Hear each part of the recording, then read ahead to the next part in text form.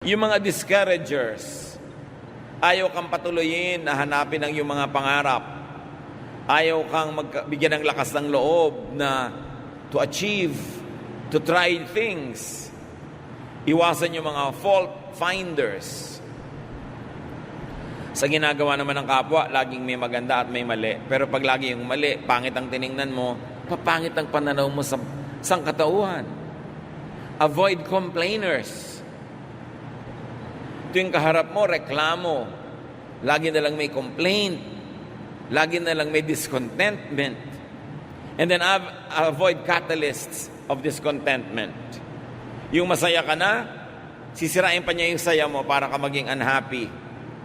Sisirain niya yung moment mo. Nagkaroon ka bigla ng boyfriend, sisirain agad ang loob mo, naku, magkakahiwalay din kayo niyan. Yung mga lagi ng discontentment, bakit ganyan ang napili mong boyfriend, may ganito, may ganon, pintas agad.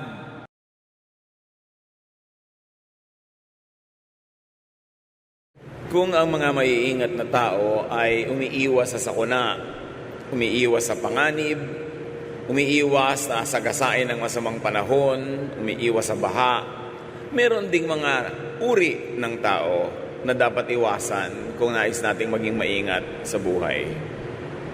As much as we avoid danger, there are also some types of people to avoid.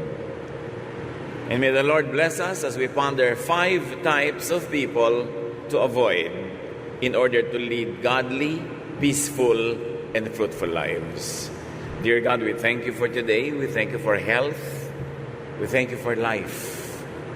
Patawarin niyo kami, Panginoon, sa aming mga iniisip na hindi mabuti, mga nagagawang masama.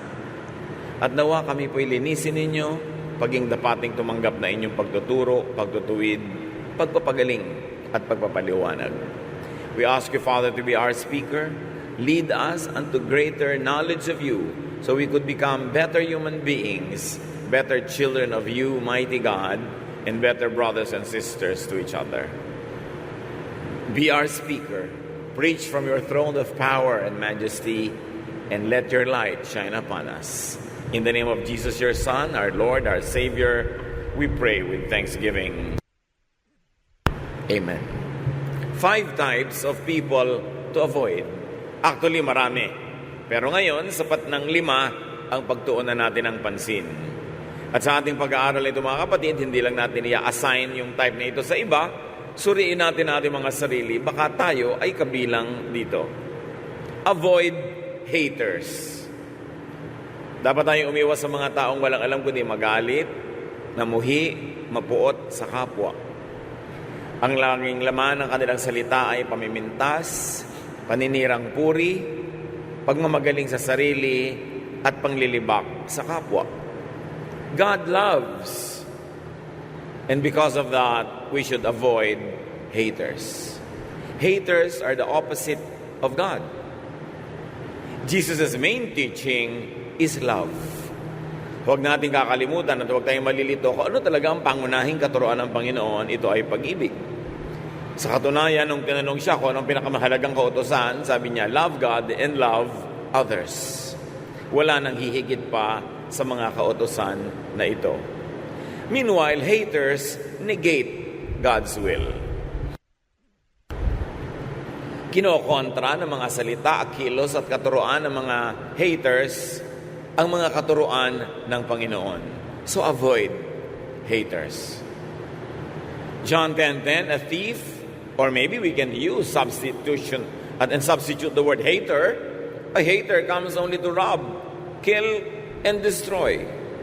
I came so that everyone would have life and have it in its fullest, Jesus says. Ang mga taong mahilig mamuhi ay hindi kontentong namumuhi sila. Gusto nilang ihawa ang lahat ng pwede nilang ihawa, idamay ang mga pwedeng idamay. Ang mga galit nila sa mundo, sama ng loob, sa mga naipong mga suliranin at kabiguan ng kanilang buhay, ay nais silang iganti, ibunton kahit kanino na lang. At kung maaari na tayo ma-impluwensya nila na laging magalit din, mamuhi, gagawin nila yon.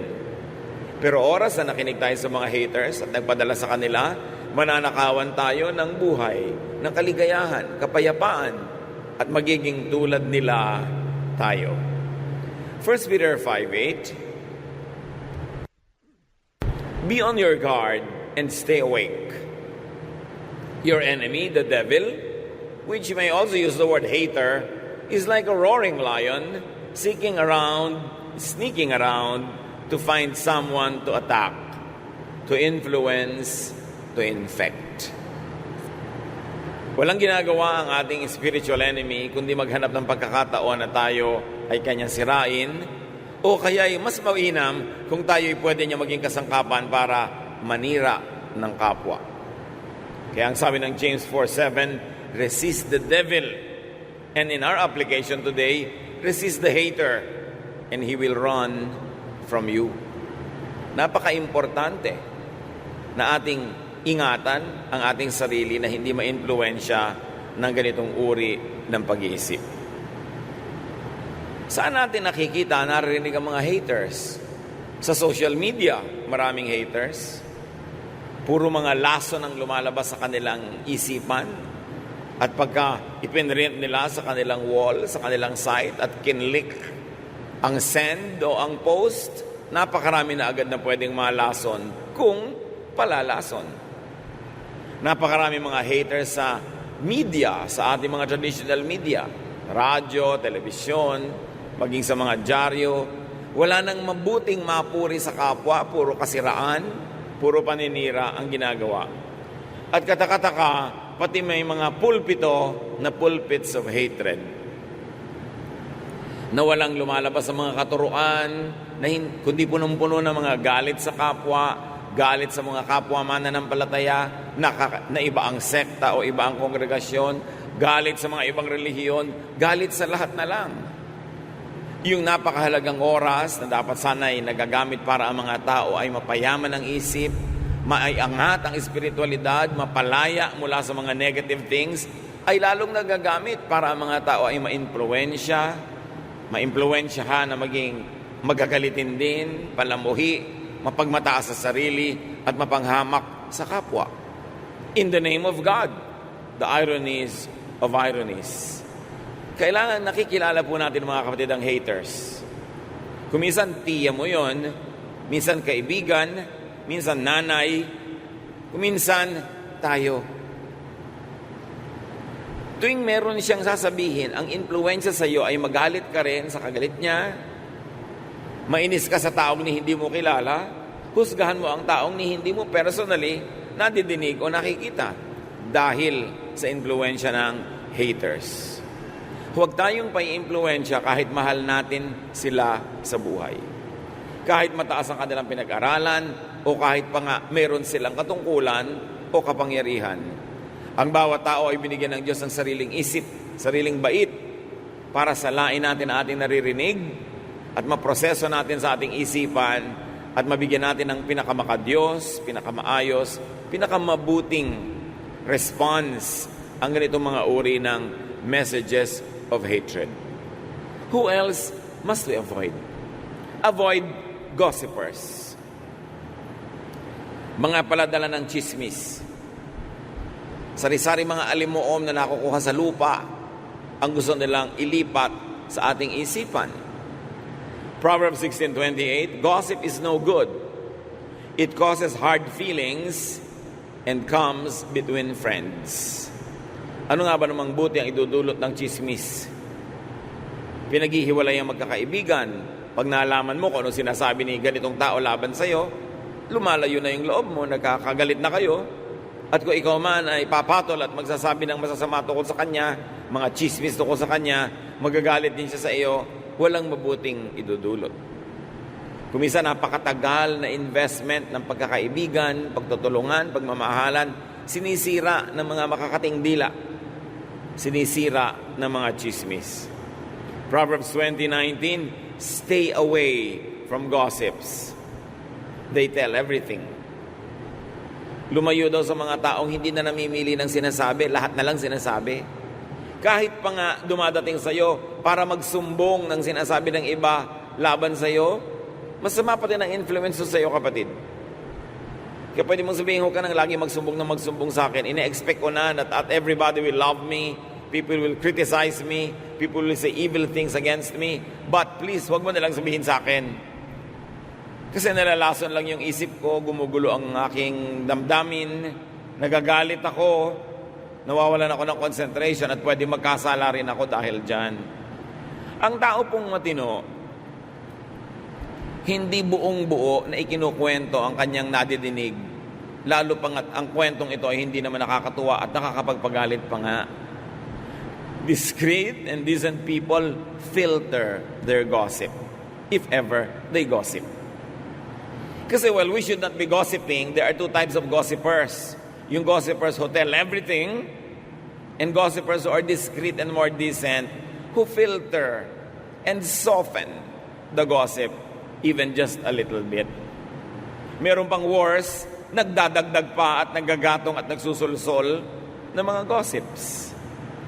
Tuwing may tao pong dumadapo sa atin, may daladalang kwento, maging sensitive tayo. Suriin natin, ano ang dahilan, bakit mo ito sinasabi sa akin? Talaga bang mahal na mahal mo ako? Kailangang isumbong mo ang lahat? O gusto mo akong galitin dahil ikaw man galit doon sa mga isinusumbong mo? Madali kasi tayong mamanipulate, mamaniobra, na yung giyera ng kapwa, nagiging giyera na rin natin kahit hindi naman natin gusto dahil na-influence ang ating isip.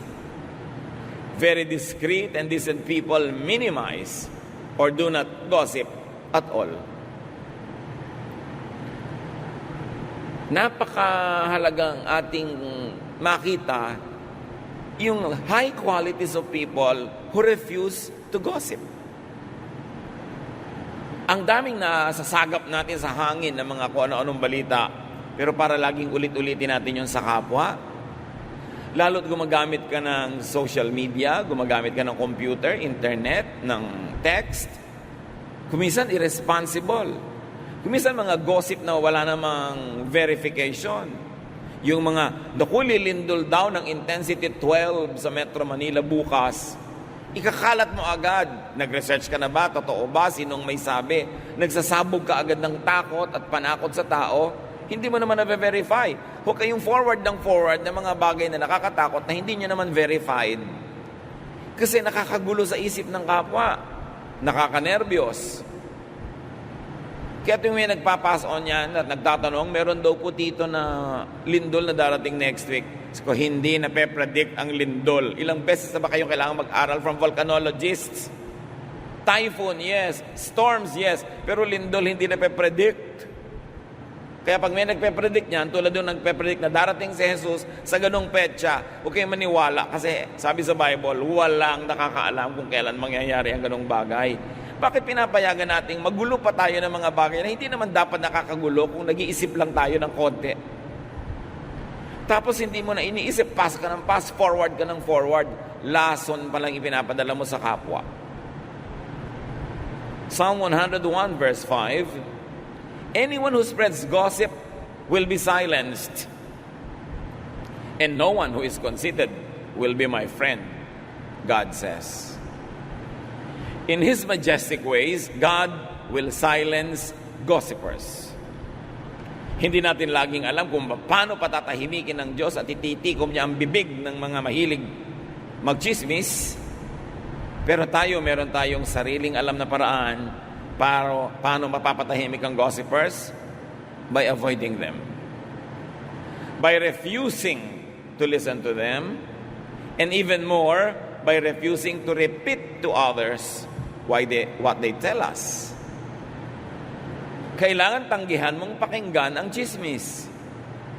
Kung tumatanggi ka na tambakan ang kapitbahay mo ng basura ang iyong bakuran, trash yun eh.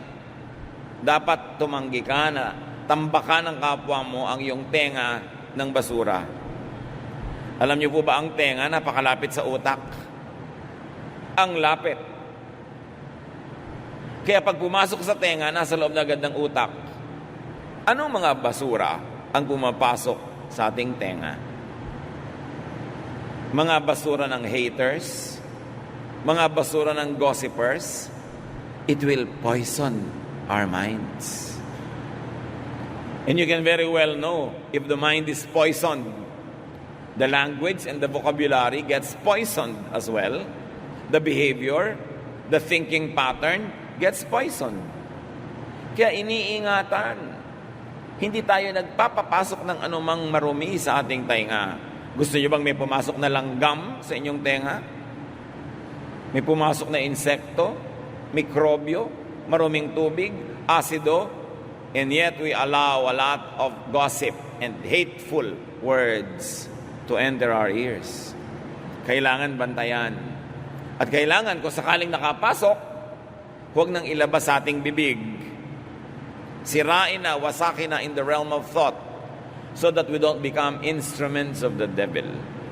We don't become extensions of hell and extenders of hell also. Avoid tempters. Mga mapanukso. Proverbs 5:7-8. My son, listen to me and do everything I say. Stay away from a bad woman. Don't even go near the door of her house. Siyempre, pwede mo sabihin, stay away from a bad man or a bad activity or habit, a bad social media post or wall or site. Dati kasi kailangan maglakbay ka pa para ka matukso, maglakad ka pa para may mapuntahan. Pero ngayon, because of the social media, because of the internet, isang bukas ng computer, 2-3 click, nandun ka na sa pinto ng bad woman or bad man. At hindi ka lang nasa pinto, nasa kaloob-looban ka na ng kanyang bahay. Kaya ingatan. Ingatan kung anong mga pinupuntahan nating mga websites. Ingatan kung anong mga pinapanood, pinapakinggan sa social media. Dahil yan ngayon ang napakabisang kasangkapan ng tukso. Matthew 6:13, keep us from being tempted and protect us from evil. Isang major component ng prayer. Ipanalangin natin mga kapatid that with the availability of all of this technology, all the gadgets, and all the channels that we can subscribe to, visit, watch, hear, that we watch ourselves, that we exercise self-censorship, that we exercise self-control. Napakaraming mga laging nagtatanong sa akin na paano nila pipigilin ang kanilang anak, ang kanilang asawa, ang kanilang mga kaibigan na mahumaling sa mga tukso na nasa internet, pati mga online gambling. Kahit innocent-looking games, pero addictive, hindi na makapagtrabaho, hindi na makapagkwentuhan sa mga mahal sa buhay, wala nang panahon para sa ibang bagay kasi puro na lang yung gadget ang kaharap. When these things deprive you of your precious time to do good, to be good to others, they become instruments of temptation. May deception involved. Dapat maging mapanuri. And then avoid neggers. Ano ba yan? Negative talkers. Yung pessimists na tinatawag, napakadilim ng paningin sa mundo, lahat pangit ang interpretasyon. Yung mga discouragers, ayaw kang patuloyin na hanapin ang iyong mga pangarap. Ayaw kang bigyan ng lakas ng loob na to achieve, to try things. Iwasan yung mga fault finders. Sa ginagawa naman ng kapwa, laging may maganda at may mali. Pero pag lagi yung mali, pangit ang tiningnan mo, papangit ang pananaw mo sa sangkatauhan. Avoid complainers. Tuwing kaharap mo, reklamo. Lagi na lang may complaint. Lagi na lang may discontentment. And then avoid catalysts of discontentment. Yung masaya ka na, sisirain pa niya yung saya mo para ka maging unhappy. Sisirain niya yung moment mo. Nagkaroon ka bigla ng boyfriend, sisirain agad ang loob mo, naku, magkakahiwalay din kayo niyan. Yung mga lagi ng discontentment, bakit ganyan ang napili mong boyfriend? May ganito, may ganon, pintas agad. Mga discontented people who are never happy to see others become contented. Avoid agents of hopelessness and gloom because they darken your vision. They darken your outlook. They darken your life. Mahirap na lagi tayong may ganyang kausap. Hindi mo napapansin, negative ka na rin. Wala nang mabuti sa sangkatauhan, lagi na lang masama. Wala ka nang pwedeng magandang asahan, puro na lamang nakakatakot at malungkot. Ang sabi sa 1 Thessalonians 5:11, you must encourage and help each other. Susuriin ninyo kung ang inyong laging kausap ay nakaka-encourage or nakaka-discourage. Siyempre, ang matalino at concerned friend, kung minsan, i-discourage ka based on facts, based on experience, and based on a generally wise disposition. Pero may mga tao rin na ang buhay nila tad-tad ng kabiguan, tad-tad ng lungkot, tad-tad ng frustration. Ganun na ang buong pananaw nila sa buhay. Yun ang iwasan yung maka-influensya sa inyo. So kung ang mga tao ay nagbibigay sa inyo ng discouragement at encouragement, tingnan nyo ang percentage. If most of what you get from people is discouragement, these are the types of people you should avoid. Iwasan nyo rin naman yung 100% tulak ng tulak sa inyo at sulsol ng sulsol na encourage kayo, gawin kahit anong gusto nyo. Kasi hindi rin nag-iisip yun. So dapat mga 85% nang i-encourage. In mga 15, 20, dinidiscourage ka, na may point naman, then pwedeng pagtiwalaan ang payo ng ganung mga tao. Matthew 17:20. Sabi ng Panginoong Jesus, if you have faith as small as a mustard seed, you can say to this mountain, move from here to there, and it will move. Nothing will be impossible for you. Kaprasong faith can achieve much.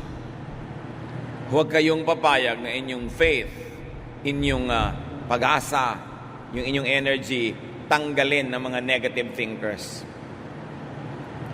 Huwag kayong pumayag na inyong pananalig, tanggalin ng mga walang pananalig. Na ang inyong pananampalataya ay pahinain ng mga ayaw manampalataya. Kasi ang pananampalataya, kayamanan. Yan ang pinakamahalaga nating kayamanan. Because only faith can move mountains. Not even all the money in the world can move mountains. Not even all armies in the world can move mountains.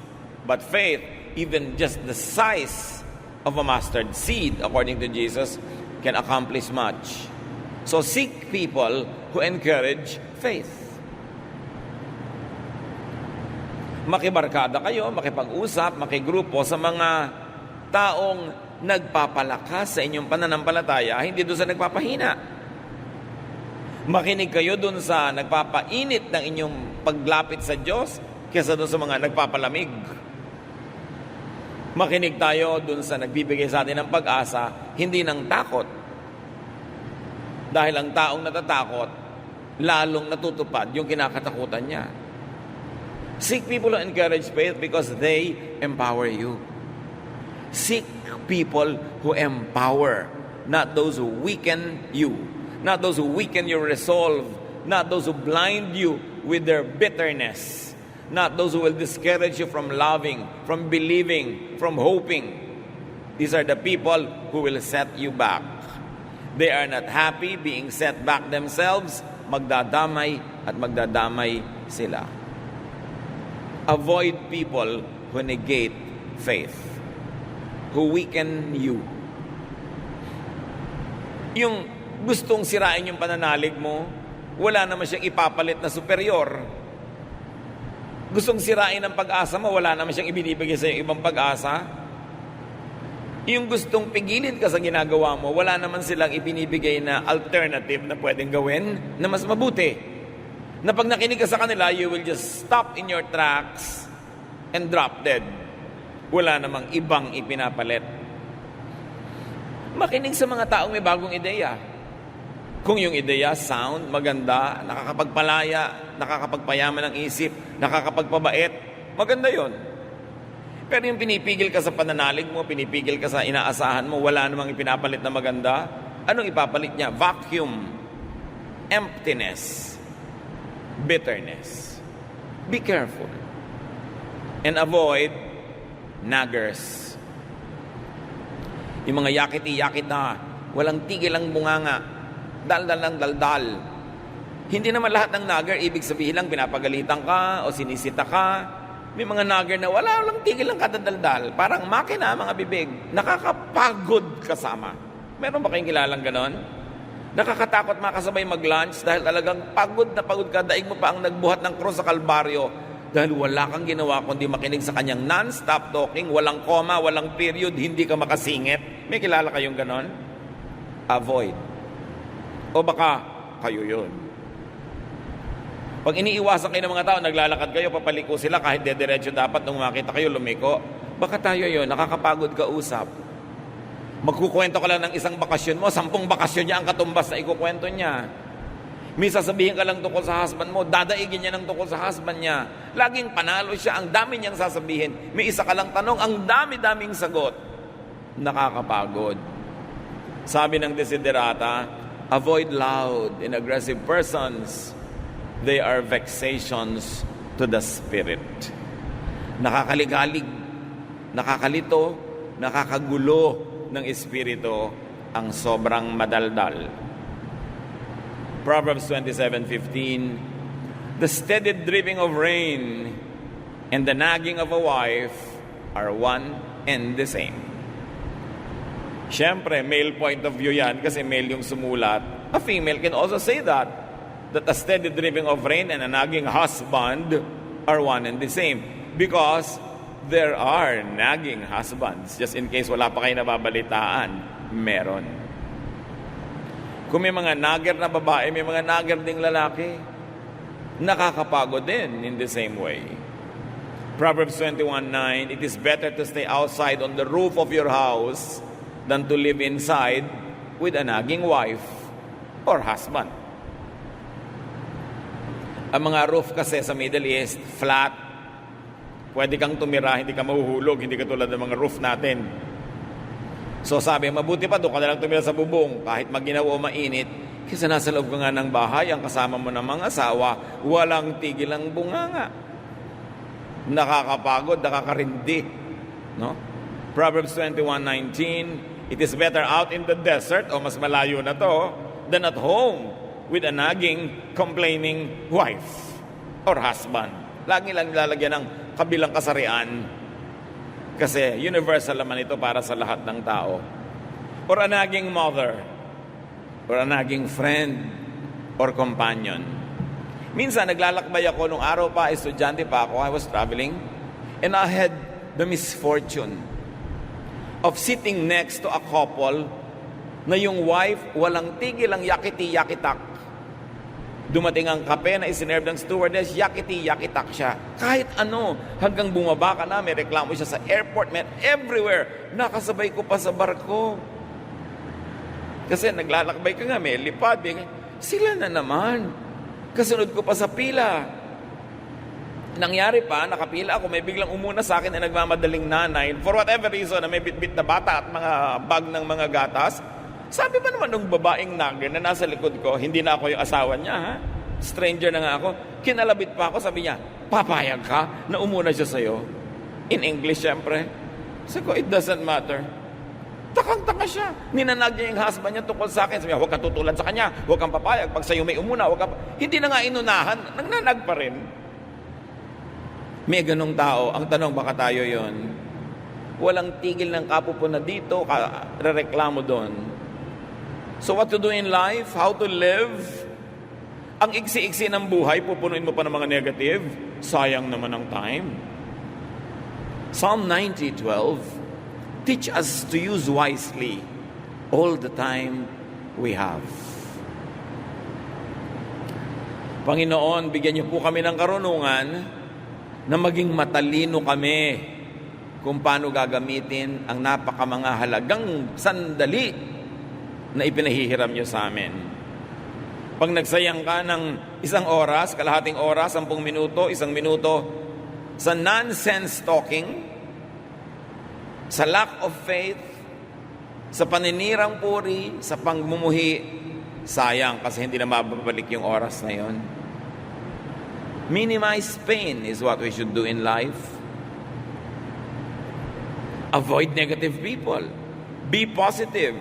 Seek and enjoy positive people. Therefore, you maximize pleasure and happiness. And you do the most good. Paulit-ulit ako sa tatlong ito. Ano ang gagawin sa buhay ng tao na ipinapahiram ng Diyos? Maraming pwedeng discussion, maraming pwedeng detail, pero kung tutuusin, tatlo lang. Hanggat maaari, pakontiin at paiksiin mo ang paghihirap at pagdurusa. Minimize pain, whatever it takes. Pain ng body, pain ng spirit, pain ng soul, minimize it. Huwag quarrel ng quarrel. Pampagulo kasi yung quarrel. Pamparaki ng hirap sa buhay. Kailangan maghanap buhay ka para hindi ka mahirap, may makain ka. Therefore, you minimize hunger. Minimize pain. That's why, pinipili mong mabuti kung sinong papakasalan. You minimize pain. Hindi naman totally mawawala yun, meron. But you minimize by choosing wisely. And you maximize pleasure and happiness. Kaya yung mga iba, nagkakapilang pleasure. Yung iba, nilalagyan pa ng sugar, more pleasure. Yung iba, meron pang cream, more pleasure pa. Because you have to maximize pleasure, whatever it means to you, so long as you don't do evil to maximize your pleasure. Kaya may mukha ka na, salamat. Yung iba naglalagay pa ng makeup para mas ma-please sila. At siguro yung mga taong gusto nilang i-please. Nagdadagdag ka ng kaligayahan lagi at kasiyahan sa buhay. Bakit naman hindi? Eh, ang iksi-iksi ng buhay. Kaya nagluluto ka, sarapan mo. Napakalaking kreme naman na meron kang gulay, meron kang panluto, tas ang niluto mo walang kakwenta-kwenta, sayang ang gas. Ba't may mga ganun magluto? Walang kakwenta-kwenta. It's a crime against the planet. Sinayang mo yung mga ingredients. You maximize pleasure and happiness. That's why may bahay ka, pwede na, pero pinipintahan mo pa. At hindi basta pinta, yung gusto mong kulay. Because you're maximizing pleasure. And then you do the most good to balance everything. Because when you only minimize pain and maximize pleasure but don't do the most good, you will become selfish. And you will become evil to other people. So you do the most good. Tatlong bagay lang ang buhay. Pag ginawa mo yan, ikaliligaya ng Diyos ang ipinahiram niyang buhay sa iyo at baka bigyan ka pa ng extension. But avoid haters, gossipers, tempters, mga negative talkers, and naggers, because they will minimize your pleasure and happiness, they will maximize your pain, and they will disable you from doing the maximum good. Better be aware of bad influencers and vexations. Be aware of haters, gossipers, tempters, negative talkers, and naggers, and pray for them. Why? Because you do the maximum good. Pray for them. You don't only avoid them, you pray for them. So that they might be blessed enough to become positive in their outlook. Alam niyo yung mga taong negative, biktima lang kasi yan ng buhay. Kung tutuusin, lahat naman tayo nabibiktima ng buhay. Pero yung iba, ang sagot nila sa lahat ng hirap, kabiguan, negative attitude. Nadadagdagan tuloy ang hirap nila. Tapos na nga yung nangyaring hindi maganda because of their bad attitude, nagpapaulit-ulit pa yun sa kanilang memory at nire-replay nila sa actual na buhay ang namamaximize yung pain, ang nami-minimize yung pleasure. Pray for them that they might be blessed enough to graduate from their bitterness. Pray for them that they will have the wisdom to see that their bitterness and negative ways won't make them happy. Pray for them so that when they realize these things and they begin to have wisdom, they will change their mind and they will change their ways. And if you could, carefully and studiously try to be a positive influence on them. Pag may mga nagger, may mga negative talkers, pag may mga bitter people, discouragers, tuwing mga panahon na hindi nyo maiiwasang sila ay makasalamuha, makasama, makausap, tiyakin nyo mga kapatid na kayo ang nakaka-influensya sa kanya ng positive at hindi kayo ang nai-influensya ng negative. Gawin nyo siyang mission-filled.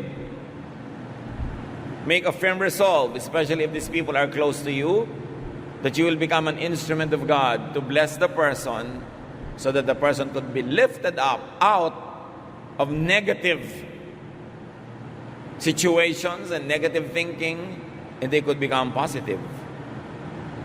But avoid being them or being like them. Madalas naman, nagiging tulad tayo ng mga negative, hindi naman natin napapansin at alam. Wala tayong consent. Nadadala lang tayo sa dalas nating kausap. And because we don't put safeguards in our ears and in our eyes, we could get influenced by poisonous people.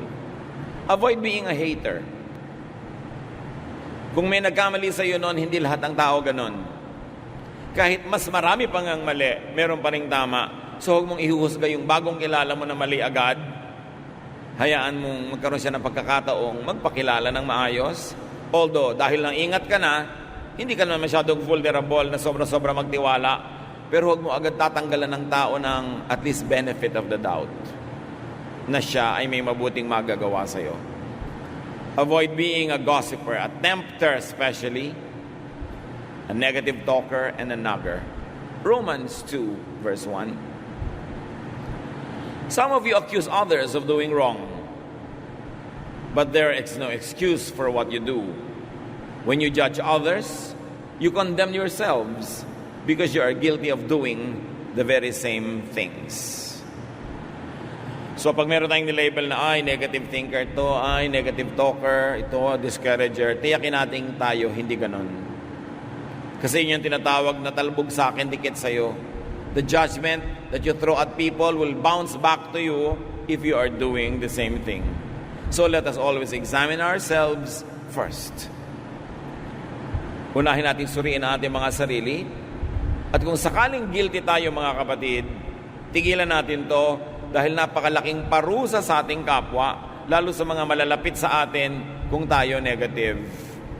Kung tayo mahirap kasundo, kung tayo mahirap kasama, para nating pinarurusahan ang mga kasama natin. Hindi kasiyahan na tayo makasama, parang isang sumpa. If guilty, let us avoid inflicting others with our disease. Let us get treatment from the Lord. Meanwhile, remain in isolation while we are contagious. Pag nagpupumiglas, nagwawala ang isang salita na makalabas sa ating bibig, suriin muna natin. Will it edify people? Makakabuti ba sa makakarinig? Makakabuti ba doon sa pinag-uusapan? Makakabuti ba sa inyong sariling puso at relasyon sa Diyos? At pag hindi, wasakin ang salitang ito at huwag itong payagang mabuo at lumabas pa sa ating bibig. And very, very importantly, choose your company ever very carefully. Because bad company ruins our morals.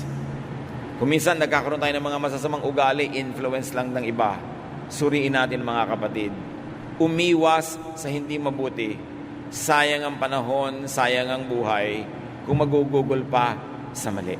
Panginoon, ituro niyo sa amin ang tamang daan, maging sa maliliit na mga detalye ng buhay na pang-araw-araw, maging sa mga bagay na hindi naman theologically big, pero may kinalaman sa aming kasiyahan, kaligayahan, kapayapaan, at maging sa kasiyahan, kaligayahan at kapayapaan ng aming kapwa.